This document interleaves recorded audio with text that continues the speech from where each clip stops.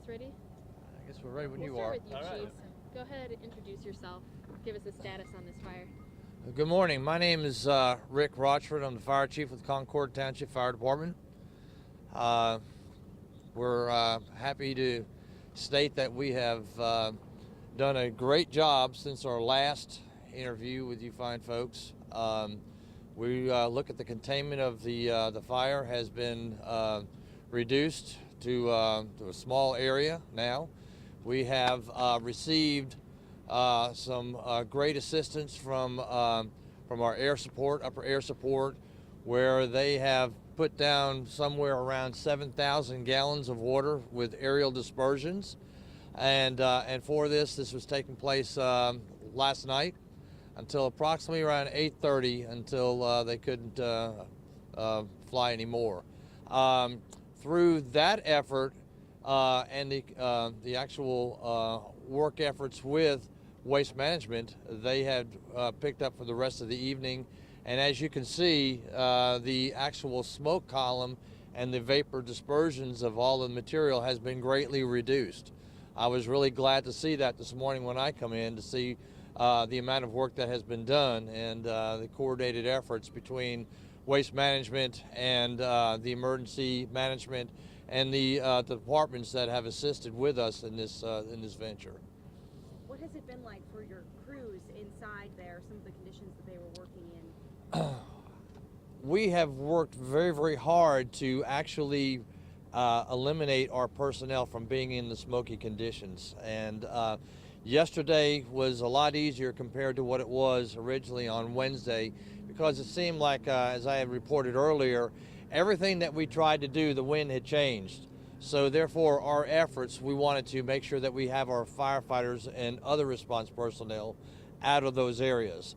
But yesterday, things changed drastically to the better. And when we were able to start working with this, we can start making a stronger effort, especially with our crews with Waste Management, because we wanted to, obviously look at their safety as well and eliminate that potential. Chief, what's your plan for today? Our plan for today is being on, off-site. We're going to be maintaining our stance on a regular 911 response. We will be there if the need arises. I think that with the work, again, and I keep saying the work that's been done, which I'm very proud to see this, is that I think that our services right now for this has been reduced down to the point where if their need arises, they can make the 911 call and we can come back to provide our services for them. So now that you've got it contained, how long is it going to take until it's out? Well, we just have to wait and see what happens with that. I cannot go and predict that. All I can say is that all the work that is now being done, it's going to take a while. I'll be honest with you, is that, let the nature take its course, and it's going to be reduced down with smothering and cooling, and that's exactly how extinguishment works. Can you describe it?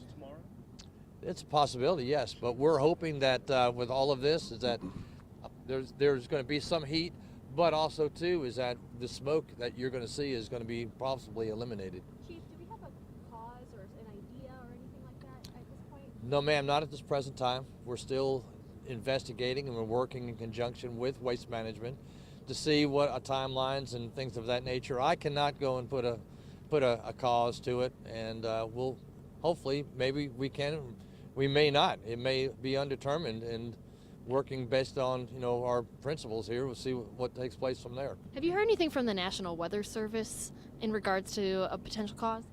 No, ma'am, I sure haven't. I have not heard anything about that. Now, with a lot less smoke, is there still a shelter in place, or are people good to go?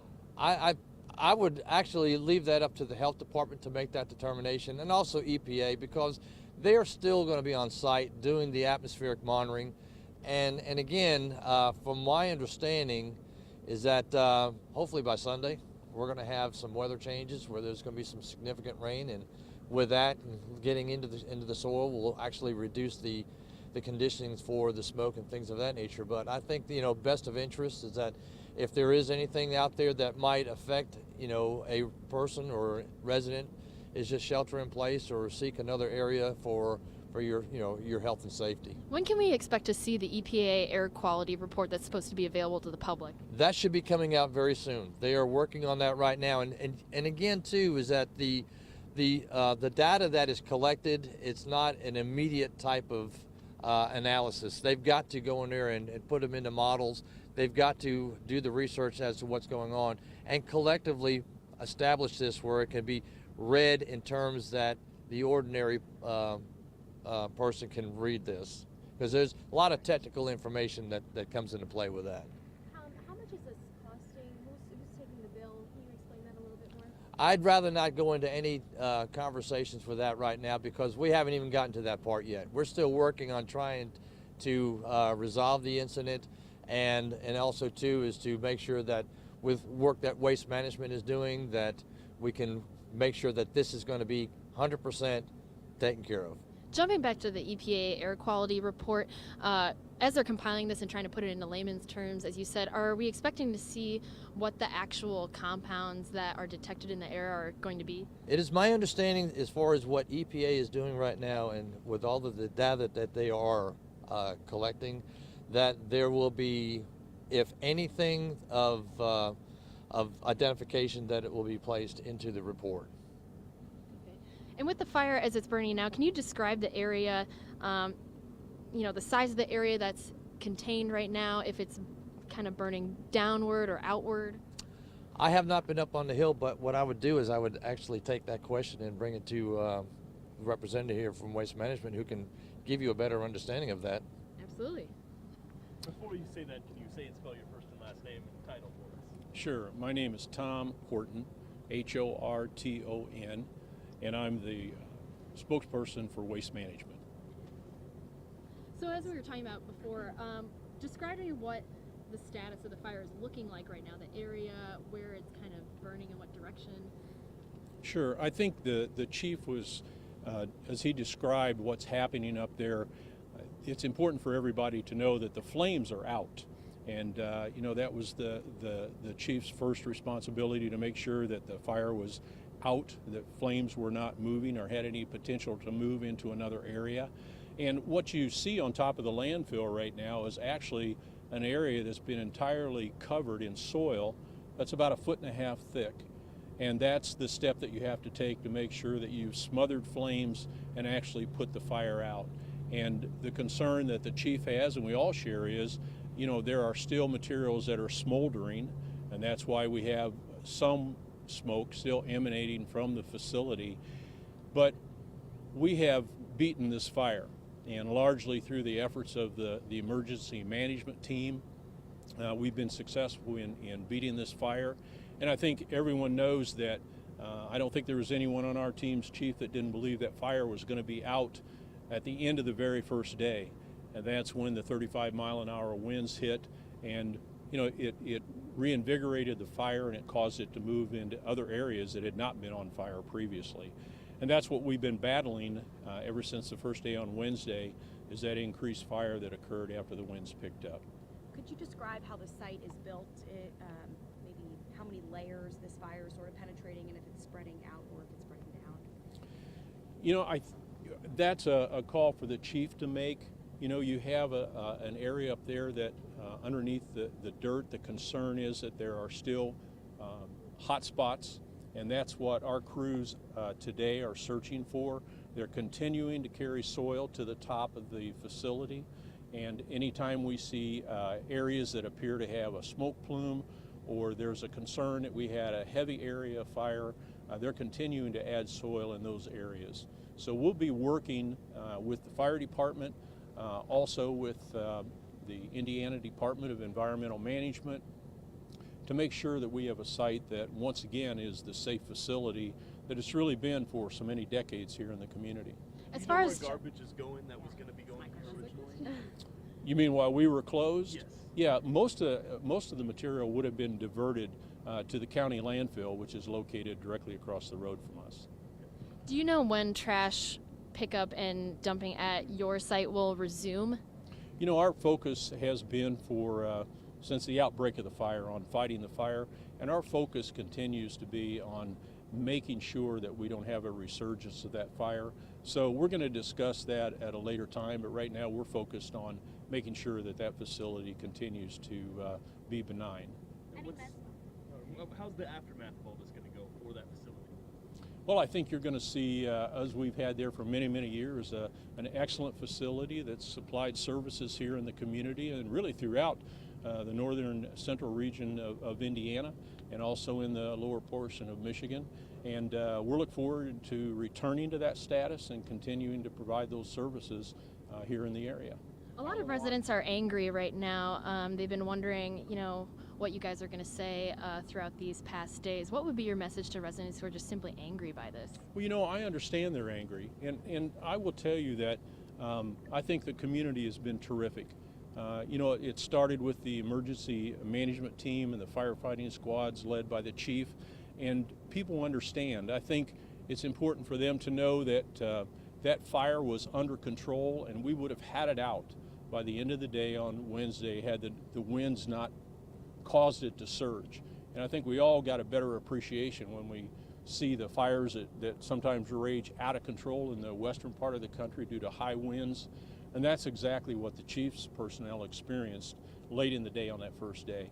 Had that not occurred, we wouldn't have experienced the trouble that we did. But we're very much aware that some people really had a struggle. Folks that live close to the landfill, there were others that were impacted or had a concern and they left their home and went to a hotel.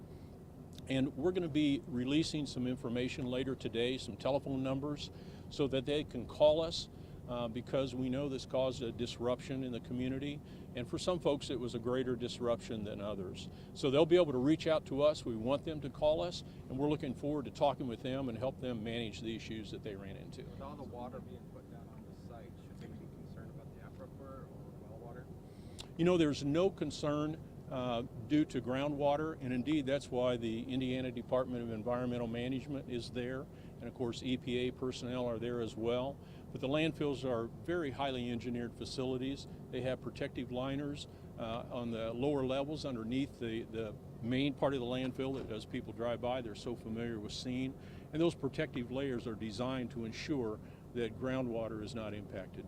In terms of cost, I know the chief addressed that they may not be able to speak to that for the emergency agencies yet. Do you guys have an idea of how much this is costing you guys? I think the chief's right. We have no idea. And, I think throughout the fire, and I would ask the chief to speak for himself. I wouldn't suggest to do so. But, our thought was that we've got to get this fire out. And at every suggestion that emergency management personnel made, and the chief was running the show up there, anything that he suggested we should do, our answer wasn't what would it cost. Our answer was how quick can we get it here. And that included the airplane that delivered water to the fire.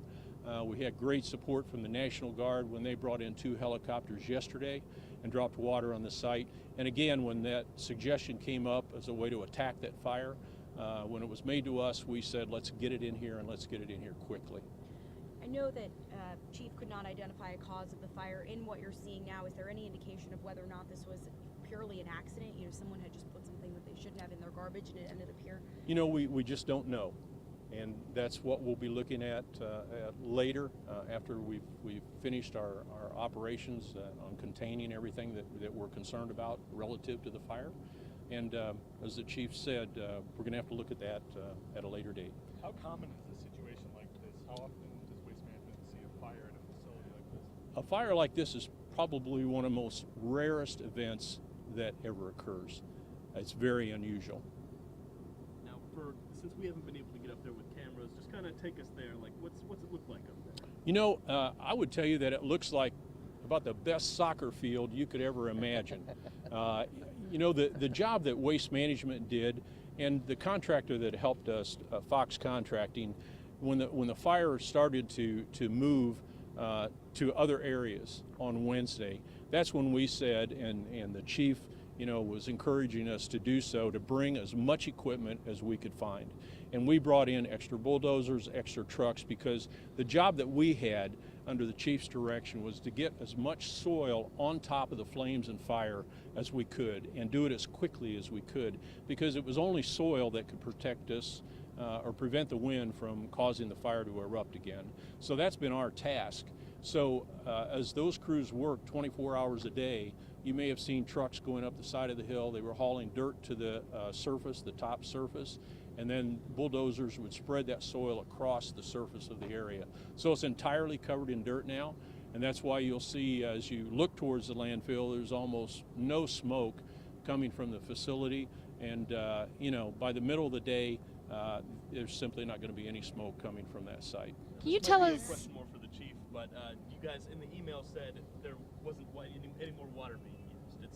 It's all soil now. That is correct, yes. The water that has been applied as of from last night, the operations have stopped because what we were looking at is that with the heavy equipment that was actually going into that area itself was creating a little conflict that they needed to get those trucks up there to get that soil up to the top where it could be placed on top of the material that was burning.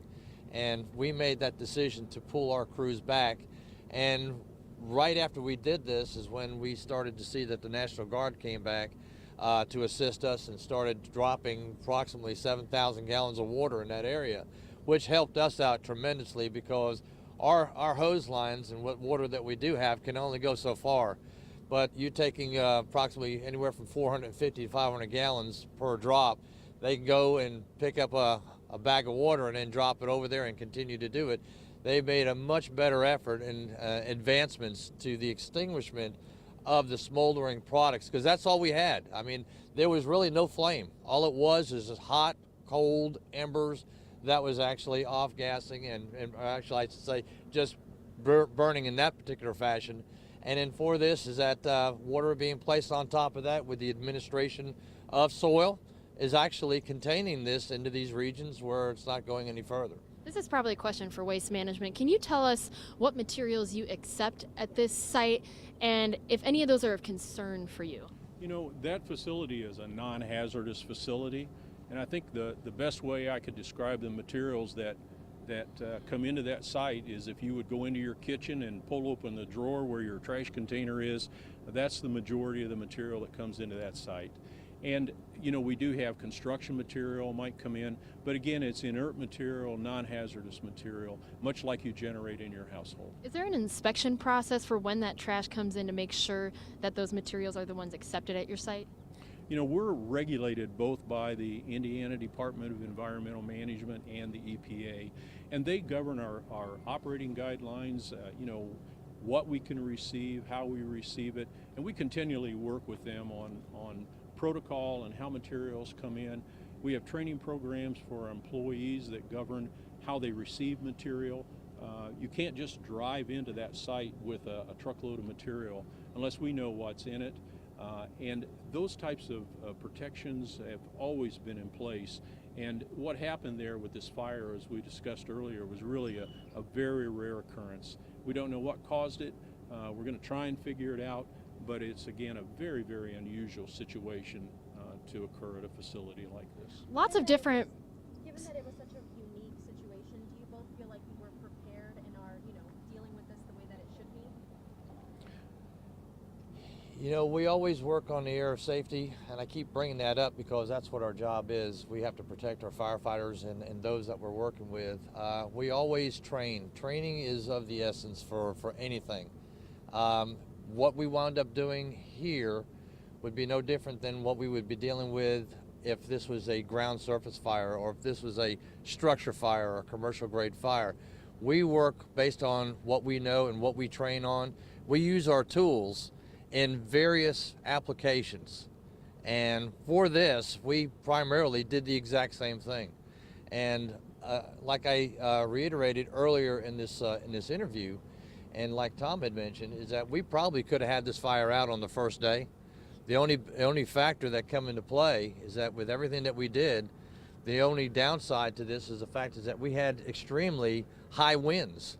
And if you have driving winds that are actually moving fire, what you're trying to do is, in essence, it becomes, I hate to use the word a defeat, it just allows us to go back and come up with another plan. I think we were already up to, when we started off with plan A, I think we were probably up to plan M, and we were getting ready to go to Plan N. We were at that point, and the National Guard showed up with their water, and things started working, and we went on. If that didn't work, we were going to go all the way to Z, and after that, we'd start going 1, 2, 3, 4, 5. I don't know, but we always work in that particular type of response. I want to go back to your protocol for checking the products that come in your facility. You still didn't really tell us, how do the men on the ground actually know what they're picking up? What is their routine when they pick up stuff? It's coming from multiple companies, I understand, that they bring in the stuff and take it to the site. So how do they make sure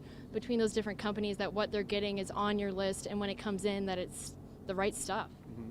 Well, everybody is in our industry has regulatory processes that govern what they do. And I think where your question is getting at is there something that could have come into the facility that might have caused the fire? And I think that's why we're saying we have to look at what occurred out there, and we'll be working with the chief as we try and determine what may have caused that fire. But it's very challenging to make that determination because of the range of materials that do come in, and we'll do our best to figure that out. But at this point in time, it's simply too early to speculate. How are you guys feeling now that the fire's on the way out? Feel relaxed now. The stress level has dropped down tremendously, and my folks they're back at the stations right now, getting their equipment cleaned up, restocked, and making themselves available to continue providing the services that we are required to do. I feel better. I feel a lot more at ease. I truly do. All in, how many agencies responded to this site, and how far away did stuff come in to help with this effort? We had responding units with water tenders and tankers, suppression equipment from all over the Elkhart County. We also had offers from departments up in Michigan to go and assist us as well. I think that all in all, we've had probably close to 300 firefighters that had boots on the ground that were actually assisting us in various applications. And each and every one of them that were here and that assisted us gave us 100%. In fact, is that they said that if you need us the next day, please call us because we'll be here. That's the commitment, and that's what a firefighter, that's how we work. And on the waste management side, how far did you guys bring in excavators and things? We brought in personnel equipment from the tri-state area, and we called in Fox Contracting. They brought in as much support as they could. And you get to the point where you're in a confined area up there. There's only so much equipment you can get up there. And I think the chief would tell you that one of the challenges we had was really managing a major traffic flow on that site as his crews to get water up there, and our crews work to get soil up there. But we drew from the tri-state area to get both men and materials up to the site. From a structural standpoint, what needs to be, fixed in terms of, I was told by someone that there are, processes that may manage methane and things like that. Mm-hmm. I mean, what sorts of repairs need to happen now following Those types of assessments are being done now, and we're working with the regulatory agencies because they govern how we operate those facilities at the site. But we've taken steps in working with them to make sure that the gas collection systems are operating properly, and all those assessments will be done as we move through this coming week. Are they operating properly right now? They are operating properly right now, and that's, of course, I think the value and the importance of having the regulatory facilities right here. And I think we should say something about the Indiana Department of Environmental Management and also the EPA. I think, Chief, they were on site almost instantly. Yes, they were. Set up air monitoring devices across the community to make sure that they could report to the Sheriff's Department, and they could report to you that we didn't have toxic materials in the smoke plumes. And that was very important for the community to be aware of that information. So a big shout out and a thank you to them. What's the age of the site? Yeah, how old is this? It's been here many, many decades. I'm not sure what the actual age of that site is, but it's served the community for many, many years, and we're looking forward to doing that for many to come. Is there a lifespan for it? Landfills are, they do have a lifespan, but it's really determined by the regulatory agencies and how much capacity the site has, and how much material comes in every day really determines how long a facility will last. But fortunately, we all produce materials every day that need disposal, and the facility has a great deal of capacity left, and will be available and able to help meet that need for many years to come. How much material did come in here every day? Do you have a number? I don't have that number. Anything you'd like to add or anything? Yeah. Well, the one thing I'd like to add is to thank the chief and all the firefighters. The sheriff's department has been terrific in this thing, and I hope you appreciate that, it was a conscious decision on our part for the sheriff's department to take the lead on providing information to the community. And, that's priority one, I think, in an emergency management situation, that you want to have one point of contact, and the sheriff's department and the entire emergency management team did a beautiful job providing that service to the community, and we so much appreciate what they did. And the Indiana Department of Environmental Management, EPA, was terrific. The Air National Guard was a great resource, probably one of the better air shows we've had here in Elkhart County in a long time. And there were so many people that were involved. But again, I just want to say that we really want to say thank you to our employees and those at Fox Contracting. But I also want to return to the fact that we are very much aware that this incident impacted the community, and we want to thank them for their patience, for understanding how the winds just turned everything upside down. But I want them to know that we worked tirelessly, as did the chief's teams and all the emergency management responders, to fight that fire with everything that we had. We threw everything in there we had, and the wind was just, as it's blowing now, it's just been a constant battle for us to overcome that. So I want to thank the community for their patience. We know we had some disruptions. They had greater ones in their everyday life. And as I mentioned earlier, we're going to be releasing some numbers where they can reach out to us. And we're looking forward to, I hope and think that we did with the chief, that we exceeded his expectations. We're looking forward to working with the community as we go forward and exceeding their expectations as well. Is there something that can be done to prevent something like this happening again, or is that part of the investigation? I think something is done every day to make sure that these things don't happen, and that's why events like this are so rare. The only thing I'd like to say is that from the time the first 911 call come into play, first engine arrived on scene, is that they assessed the situation. Phone calls were made, and immediately representatives from Waste Management were already coming on scene and already starting to aggressively work on this fire.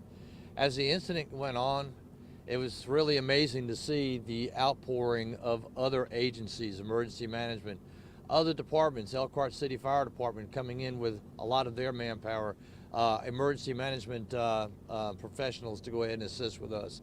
As this incident is now being built, is that there's so much knowledge, there's so much resources that you would not believe as far as what comes in to help put something like this together and then start to actually resolve the situation itself.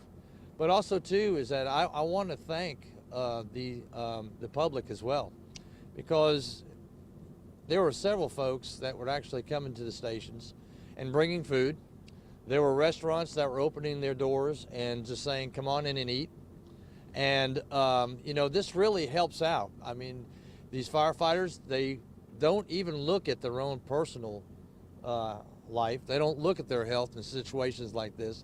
They have a job, they have a mission to do. And they don't think about eating, and they don't think about sleeping, and they will continue going until someone actually takes them off the line and says, go get something to eat, go get something to drink. And it's just, it's unbelievable the services that all of these organizations actually provide.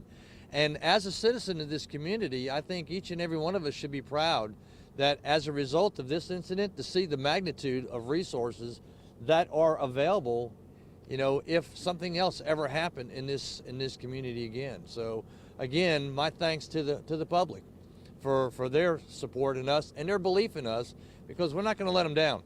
We're going to give it our all, and we're going to use everything that we possibly can to go in and protect our community. So, and again, I say thank you. got one more thing for either one of you guys to answer. Thank you guys for being out here and answering questions. And Chief, you've been out here for all these briefings to let us know what's going on. We appreciate that. I wanted to ask you guys, is there a reason why the EPA hasn't come out directly to also speak with you and address some of the questions?